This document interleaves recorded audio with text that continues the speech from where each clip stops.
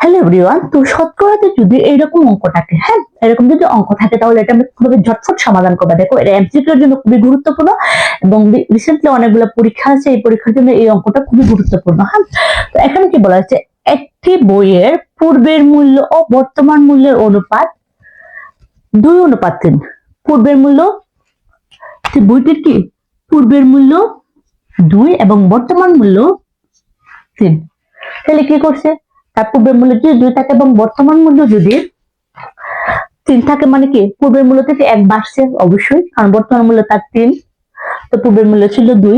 তো বইটির দাম কি পরিমাণ বেড়েছে, তো বইটির দাম কি পরিমাণ বেড়েছে অনুপাত, ঠিক আছে। তো এখন এরকম যদি অঙ্ক থাকে তাহলে এটা প্রশাসনিক কর্মকর্তা এবং অনেকগুলো পরীক্ষা দিয়ে এটা আসছে, খুবই গুরুত্বপূর্ণ এবং এটা লাভ ক্ষতির ক্ষেত্রেও এরকম কিছু অঙ্ক আছে, সেটা আমি আস্তে আস্তে দেখাবো। তো এটা কিভাবে মানে সমাধান করব, দেখো।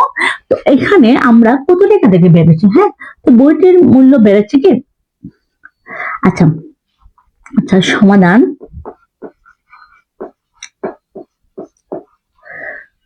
আমরা কি করব, প্রথমে বর্তমান পূর্বের মূল্যটা বসাবো। হ্যাঁ, পূর্বের মূল্য কত ছিল, 2। পূর্বের মূল্য ছিল 2, বেড়েছে কত, বেড়েছে 1।